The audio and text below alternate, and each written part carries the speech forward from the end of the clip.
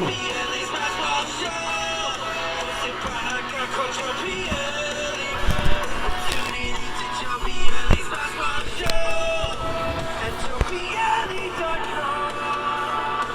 morning, everybody. This is another edition of the Pass Ball Show, brought to you by JohnPLA.com, by St. Aloysius Church in Jackson, New Jersey, by Two Ways, One Passion Food Truck located in Scranton, Pennsylvania. As always, a handful of stuff we're going to get into today in the world of baseball, sports, and unifying America. I got 3 points I'm going to hit as quick and as hard as I can, and once I get that off my chest, we're done. Any contribution you want to make to the show, whether you want to comment on the Facebook or the YouTube live feed, I will prioritize anything that it is that you have to say. The NFL schedule was released this past week, and I know a lot of fans go nuts over it, and it's a big moment in the life of the National Football League fan. And I think there are some positives with it. You think of the sport as it's set up the way it is. There's now 17 games for the first time in the history of the sport, but still there's only 17 games to determine how great or how bad a football team is. We know about the popularity of the NFL. Nobody's going to joke about the fact that there's no joke for the fact that the National Football League, pro football, is the pastime of the United States of America. There's no sport that hangs with pro football. So 17 games, we know that may not necessarily be enough time to determine the cream of the best football teams in the country. While we talk about 162 games when it comes to baseball, we understand that that's probably too long of a time. That we know that the cream when it comes to baseball is probably determined somewhere between halfway through the season and 3/4 of the season. 80 games, 120 games, probably does not need a full 162 games. The reason I say that is because when we think of the release of the schedule and the NFL schedule and everybody getting so goo-goo and gaga and going nuts over it, we laugh about the predictions that people jump in there and declare. Hey, the Giants are going to go 10-7 because I went through every one of their games and figured out which games they're going to win and which games they're going to lose. How silly is that when you're talking about the sport that has the most parity amongst the four major sports? You don't even know what teams are going to be good. So you're going to tell me that the Giants can't beat the Saints because the Saints are really good, but they should beat the Jacksonville Jaguars because they were really bad last year. One of the things we figure out within the first couple weeks of the season, and mostly to our dismay, to our disappointment, we realize that the teams do not perform the way we expect them to perform. And that sounds simple once again. And like I said, I'm not patronizing you. I'm not breaking it down to the most minor of points. But what I am trying to explain is the fact that when you're watching pro football within the first couple weeks of the season, you start to think about the teams that you thought were going to be good and whether they are going to be good. And the team that won its first two games, when you didn't expect them to win their first two games, are they as real as that 2-0 record says that they are? Because that's part of the analysis that we fail to break in. When we're out there breaking down each team and saying, oh, you drew the Cowboys the first week of the season, that's going to be an easy win or an easy loss, and you're not going to beat the Buccaneers because they have Tom Brady, and yeah, the Buffalo Bills look good because Josh Allen's a good quarterback. You're not going to be able to predict the records of your favorite team like you think you can easily do. And that's kind of what bothers me. So when we're out there going nuts over the release of the NFL schedule like it's the NFL draft, no team's getting any better, no team's getting any worse. Most of the games are already decided of who each team's going to play. And you don't have to be a diehard NFL fan to know that each team is going to play, a certain amount of games within their division.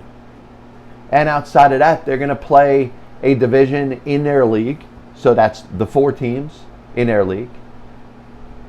whether, if you're in the NFC East, you may draw the NFC West, and you're going to play 4 teams in the AFC, so you may draw the AFC Central. But before the schedule is released, you already know that that's the way the schedule is going to be. So you know right there, 8 plus 6, 14 of the 17 teams, you know who they're going to play before the schedule is even released. So what's the big deal about it? The schedule is released. You know about those 14 games plus the 3 odd games that you're going to play against teams within your own conference. You know what the schedule is going to be. You just don't know what the order is going to be in regards of when you're going to play each game. Now, sure, there's rivalry games that are going to come up. Sam Darnold against the Jets. You're going to think of Cam Newton against the Carolina Panthers. There are rivalry games that you think of when the schedule is released, but this is stuff that can be discussed prior to that, when the majority of the teams that each team in the NFL is going to be playing are already determined. The schedule release shouldn't shock so many people. It's just the order that gets figured out that day. So those are the 2 things that bother me the most about the NFL schedule. Number 1, the parity in the sport, which we know that any one of the 32 teams in the National Football League can make a legitimate run to make the playoffs on any given year. Because the NFL is a physical game. It's a game that there is a lot of momentum. So teams that play well, teams that execute, build up a lot of confidence as they improve themselves over the course of the season. And you can't just go in there prior to the start of the season and say this team is good and this team is bad. That's number 1. And number 2, the majority of the teams that each one of your favorite teams are going to play over the course of the season are already known well before the release of the NFL schedule. So why are you making such a big deal about it? So speaking of big deal, a lot of people are, as usual, gravitated towards the polarizing situation which involves the life of Tim Tebow. Tim Tebow's latest decision is he's going to go play pro football again. After 4 years as a minor league baseball player with the New York Mets, he's decided he's going to give pro football another shot, not as a quarterback, but he's going to try to make the Jacksonville Jaguars as a tight end.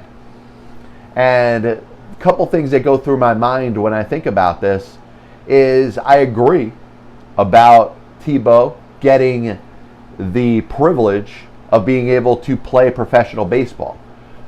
Very few people, based off of their name alone, would have been granted the opportunity to do what Tim Tebow was able to do in baseball. He hadn't played since high school.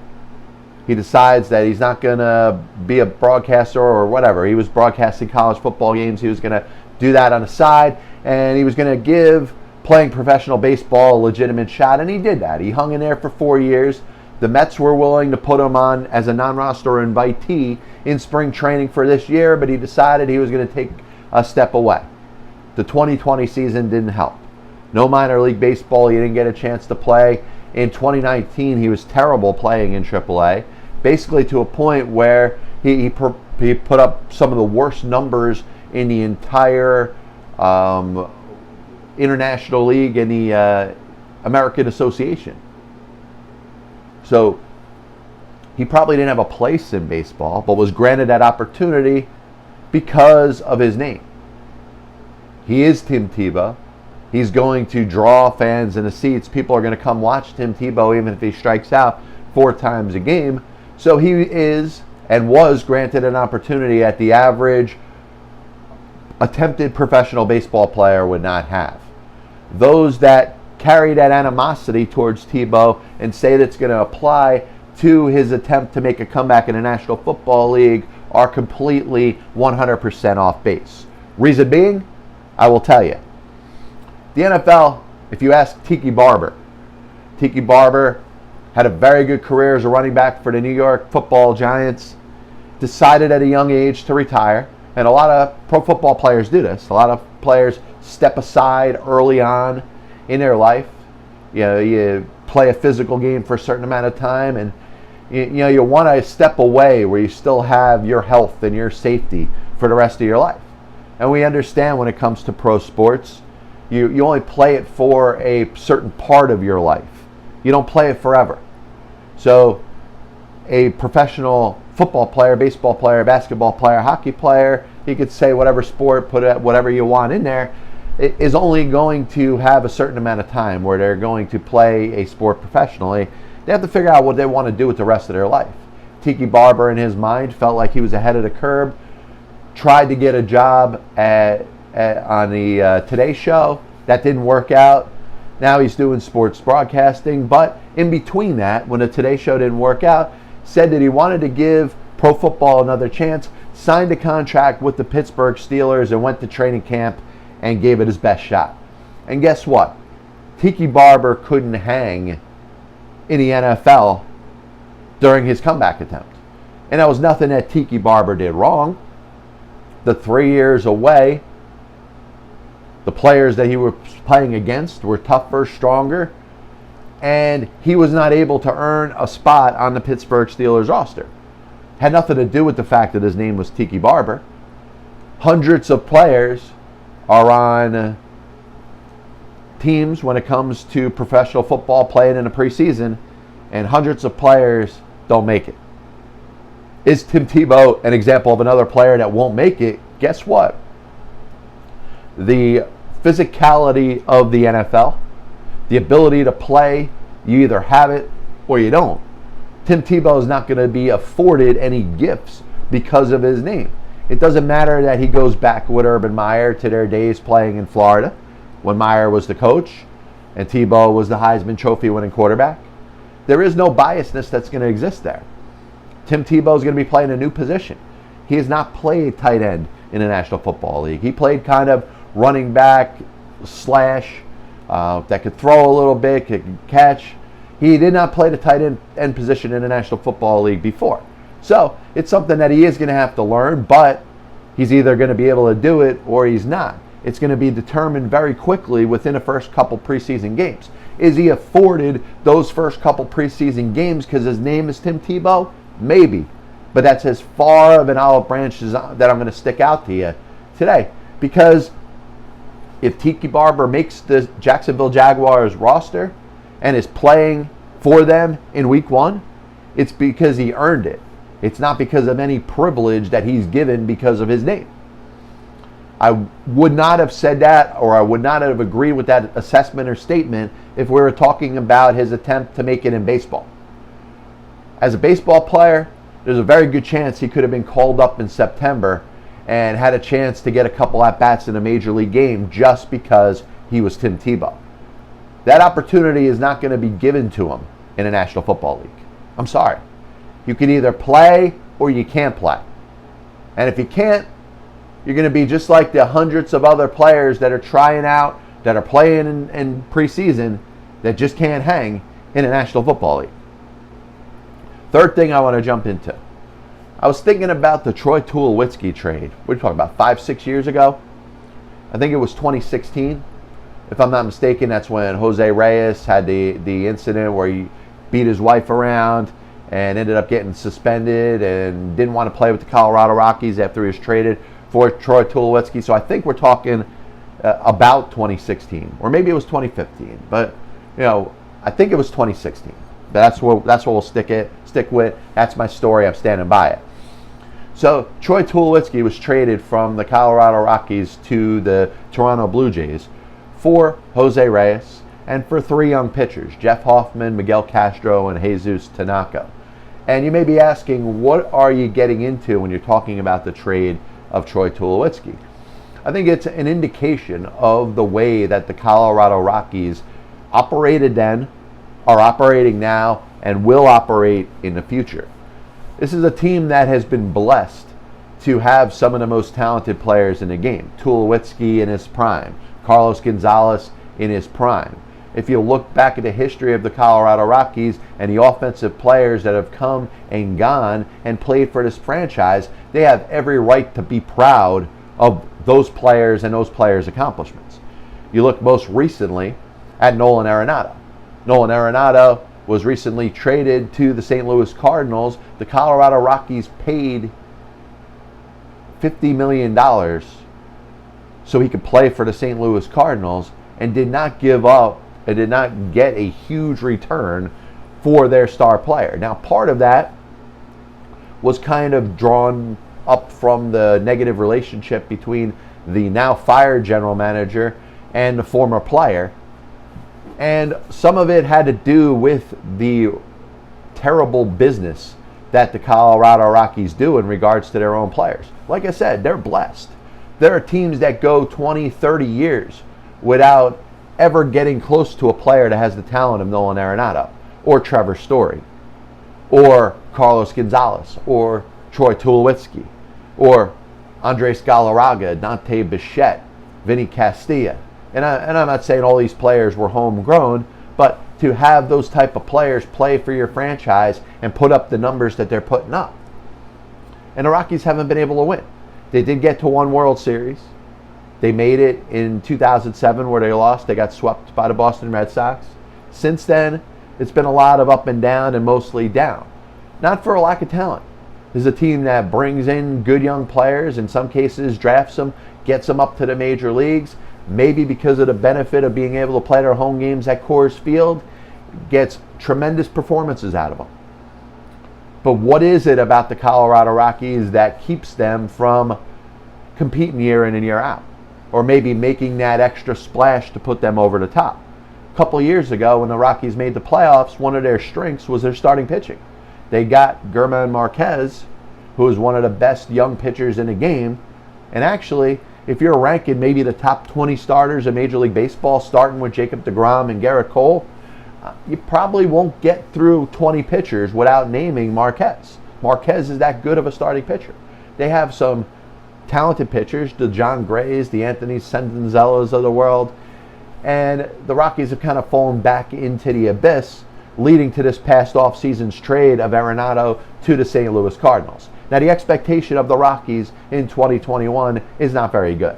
This is going to be a team that's going to lose. They're going to lose a lot of games. And in what I consider a very good National League West, led by the resurgent San Francisco Giants, which, by the way, I had them winning in the mid to high 80s in regards to games this year. I can't pat myself on the back too often because I'm very often wrong with my predictions, but I had the Giants being as good as they are. Maybe not past the Dodgers and past the Padres, maybe not first place, maybe not the best record in the National League, but I had the San Francisco Giants being good this year. So you factor that in, it's another reason why the Rockies aren't going to be very good. How much do you blame the owner, Dick Monfort, for maybe not backing Jeff Bridrich and now the new general manager or the interim general manager of the Rockies with the proper resources to be able to build a quality baseball team? And when it comes to Nolan Arenado, the one player that they did give the massive extension to, was there a cop-out of why they couldn't put the best supporting cast around him? The Rockies were a player or two away a couple of years ago. They went out there, they got Way2Abiss, they got Jake McGee, and they got Brian Shaw, and the three of those relief pitchers were awful for them. Was it Colorado? Was it playing in a thin air of Coors Field? I don't know. But they got three of the top free agent relievers and couldn't get a dime out of them. Couldn't get any performance from them whatsoever. So they junked that. They had the dispute with Arenado and Bridrich, and that led to the trade of him to the St. Louis Cardinals. And now they're in a spot with Trevor Story, who's going to be a free agent at the end of the 2021 season. And do you trade him? I'm not trusting the Colorado Rockies with their recent history of trades. Are they going to get a package that's going to be anywhere similar to what they got for Troy Tulowitzki, which probably wasn't a bad trade? Jeff Hoffman never really panned out. He was a top pitching prospect, a top 6 or top 7 pick in a draft. Miguel Castro, that's the same Miguel Castro that's in a bullpen for the New York Mets right now. So he hasn't turned out too bad. And Tanaka is in the Rocky system, has pitched in the major leagues. We don't really know what he's going to be yet, but it's probably not as promising. But a situation where you may not want to give up. At the time, that's a trade that you make, assuming that Reyes wanted to play for you. And I'm a big fan of Jose Reyes since his major league debut with the New York Mets. He handled his situation in Colorado terribly. Outside of the obvious, domestic violence, He ends up getting arrested, suspended from Major League Baseball. That was an awful job by itself. But the way he conducted himself, he didn't want to be in Colorado. He made it known that he didn't want to play for the Rockies. He was a malcontent. He acted in a way that was unprofessional. A guy that was gifted to be an all-star in the major leagues, let alone a major league player, to actually try to dictate whether he wanted to play or didn't want to play for a team. Led to the Rockies releasing him and basically eating his contract. The Mets pick him up for the league minimum. The Rockies are paying almost his entire contract that he was originally signed by the Miami Marlins and eventually led on to the Toronto Blue Jays so he could play for the New York Mets. Reyes did not conduct himself in a professional manner there. And maybe he learned from it. Maybe that wasn't the real Jose Reyes. Or maybe it was. But that's why the Tulowitzki trade to the Blue Jays looked that bad for the Colorado Rockies' perspective. The Arenado trade, I don't care who you were getting back from the Cardinals. And I know Austin Gomber is a good prospect. They may have a couple promising young players that are coming back. It's hard to justify the trade of Nolan Arenado, especially when you're paying $50 million to the St. Louis Cardinals so he could play for them. But the point that I want to make about the Colorado Rockies is we talk about dysfunction that exists. And I know it's easy in the market of New York City when you have outlets like the New York Post that hate the New York Mets and are going to put every possible negative aspect when it comes to the Mets to just assume that the Mets are the most dysfunctional organization in Major League Baseball. I disagree. Now, I look at the Pittsburgh Pirates, and I think that there's a possibility that they're on to bigger and better things. Ben Cherington took over. He is a very good baseball executive. He won a World Series with the Boston Red Sox. He has got a history of being able to develop players. He knows analytics. The Pirates may be out of their funk. They haven't won a World Series since 1979. They went through Neil Huntington, who was a terrible general manager. Prior to that, they went to Dave Littlefield, who was an even worse general manager. Now, maybe you're going to watch the fruits of this rebuild with the Pittsburgh Pirates develop them some good players. The Baltimore Orioles, we're wondering about their rebuild. It hasn't been that great yet. It hasn't worked out. In fact, it's starting to get to that point where you're starting to question the breaking this thing down to the bottom and the bare bones, whether it's a good decision or not, whether it will bear some fruit down the road. I know there's some players that are in the minor league for the Orioles that aren't up there yet. They have some good young players, but in an American League East that looks like it's getting better by the year, I'm not really loving the Orioles as far as getting back into the mix yet.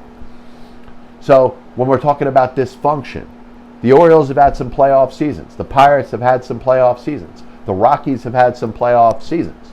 Because of that, it's hard to say that they are a completely dysfunctional organization. But I don't like what the Rockies are doing. They've had some of the best players in the sport, and they haven't gotten anywhere with it. They made a terrible trade for Nolan Arenado, and maybe put in a tough situation when it comes to the trade or not trade of Trevor Story. But I look at the Rockies, and I don't think this thing's getting better anytime soon. The Pittsburgh Pirates, well, I think they need a couple successful drafts. The Colorado Rockies, with an interim general manager, I don't trust them to be able to get the best young players that are on their way to Major League Baseball soon. So I look at this team, and I'm worried.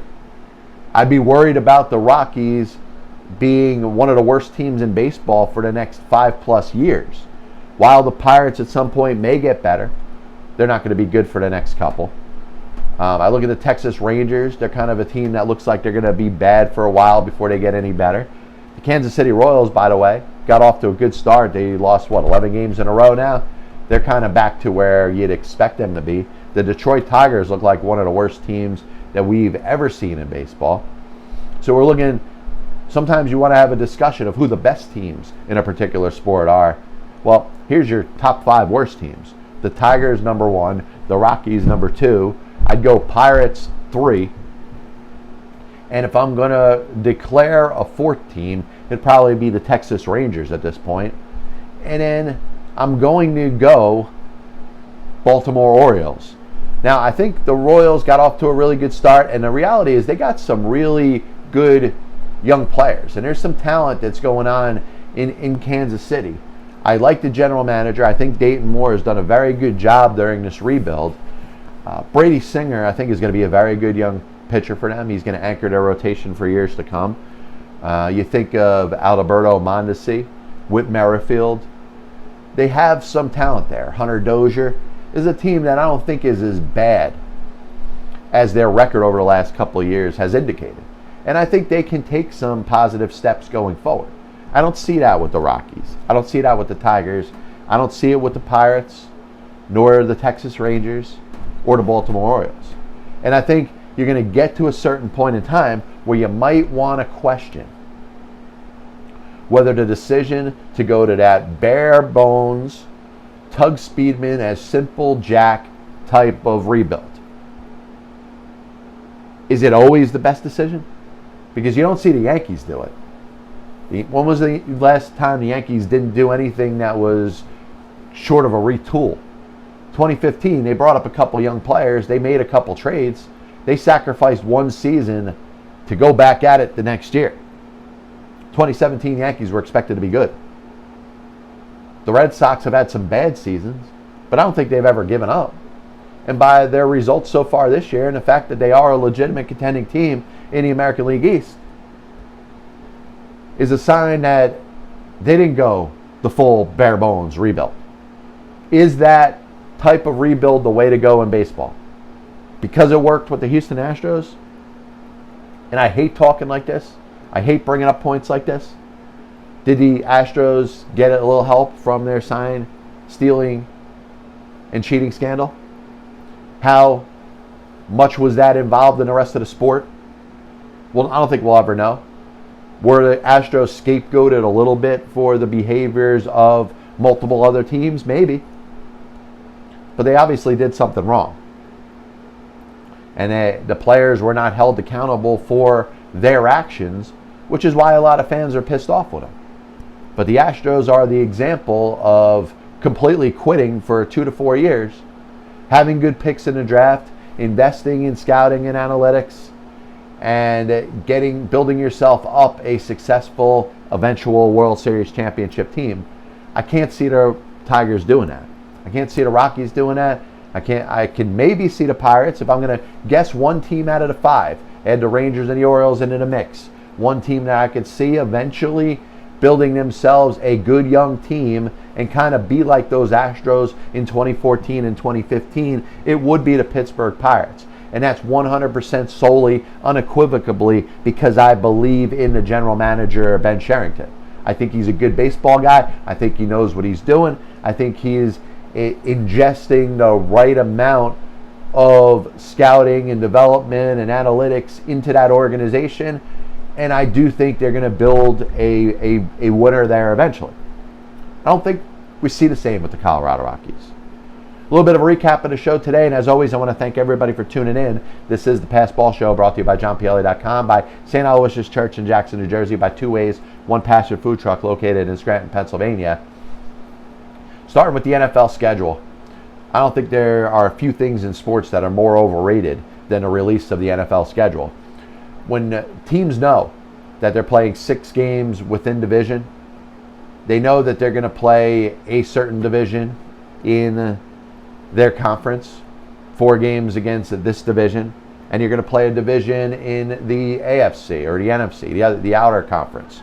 You're going to play 4 games against this division.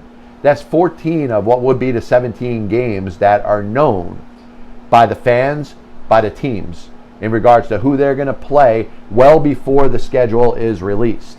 So that's number one. When the schedule is released, you already know who the opponents are going to be. And in the other aspect, you're talking about parity in the National Football League. You don't know what teams are going to be good. You don't know what teams are not going to be good. So how are you going to sit here and say, hey, my team's going to be 10-7 when you don't know how good the opponents are going to be on the other side? There's no sport like the NFL when it comes to parity. Bad teams can be good. Good teams can be bad. Teams with great players always have injuries. Who could have predicted the Dak Prescott injury last year and the impact that it had on the Dallas Cowboys. So there's few things in sports that are more overrated than a release of the NFL schedule. Tim Tebow. A lot of people are pissed at Tim Tebow. They seem to be mad that Tim Tebow haters come out anytime he makes a decision to do anything. When it comes to baseball, I agreed with the large sentiment of people that said that Tim Tebow got a chance to play professional baseball because of his namesake, because he was Tim Tebow, because he was the polarizing figure. If his name was John Pielli, he would not have been granted the same opportunity, even if John Pielli was the same type of athlete that Tim Tebow was. So he got that opportunity based off of his namesake. I think deep down, he'll admit that he had a little bit of privilege, but he was man enough to step to the plate this year and decide that he was going to step away, and he retired. Now he wants to play professional football as a tight end. Tim Tebow knows that making it in the National Football League is not easy, and it's going to take a lot of hard work. Tiki Barber could tell Tim Tebow how hard it is to step away from the NFL for 3 or more years and try to make a comeback. Tiki Barber couldn't make the Pittsburgh Steelers. And this isn't a knock on Tiki Barber. It's just proof that the players get stronger and faster, and it's hard to have that type of layoff in the NFL and come back and be able to play at a high level. And Tim Tebow is either going to be able to do it or he's not. If he makes the Jacksonville Jaguars, it's not going to be because of his name. His name is Tim Tebow. It's not going to be because of his relationship with Jacksonville Jaguars head coach Urban Meyer. It's a story to root for. If you're a Tim Tebow fan, I'd throw 100% of my support in there. But if he can't hang with the other players in the league, if the game has passed him by, he will be a cut just like any of the hundreds of players that get cut in training camp when it comes to the National Football League. The Colorado Rockies, I look at their dysfunction and the way that they have not been able to hold on to very good young players that they've developed in their own system. And it's frustrating to me. I still, after the months have gone by, am still blown away by their trade of Nolan Arenado to the St. Louis Cardinals. Does that mean Trevor Story is going to be next? I don't know. The more you hear about their most recent general manager, the more you could probably scapegoat him and make him out to be a major part of that problem there in Colorado. But this is a team that looks like it's going to struggle for a while. And to be given gifts like the Arenados, the Stories, the Carlos Gonzalez's, the Troy Tulowitzkis, to get players like that. By the way, there's this second baseman that plays a little first base for the New York Yankees. You might know him. His name's DJ LeMahieu. He came up and was born a Colorado Rocky. They somehow let him go, as he is now one of the best players on the New York Yankees. It's a team that's frustrating me. It frustrates me because they have talented players. They either can't keep them on their roster, and they can't win with those players. Do want to thank everybody for tuning in to the Pass Ball Show. We'll be back with you next week. Don't forget, if you're interested, you can check out the podcast on Apple Music. You could also listen on Spotify, Amazon Music, or watch my ugly mug on YouTube. God bless you, and as always, I'll see you on the other side. And Gary jumps in right before we get going. He says the Tebow deal was a publicity grab by Khan based on his incredible popularism in this area of Florida. They will make him a coach if he doesn't make it. T-shirts of Tebow will sell out. That's all true, but I think when it comes to, and I think you made a good point, if he doesn't make it as a tight end, they'll make him a coach. Listen, that's a good place for him to hang out. I mean, in Gainesville, Florida, not that far away from Jacksonville, where of course the Jaguars play. Obviously, the connection with the coach means something. It's funny as I look at it, though. Tebow's either going to be able to play pro football or not. You can't hide him in the minor leagues. You can't put him on the practice squad, because even with the expanded practice squad, You want to have players that are NFL ready. You can't hide him. If he's not ready and able to perform at the level of these of the other players in the National Football League, he's going to straight up get cut. But Gary, I agree. He may very well become a coach. I think he'd be a great coach. In my Roger Dorn in Major League 2 to Jake Taylor, you'd make a great coach. Screw you, Dorn. I'm not one of these guys with my belly hanging over my belt and pastrami sticking in my mouth. But we will leave you now. Be back with you next week. Passball Show brought to you by JohnPielli.com. Goodbye.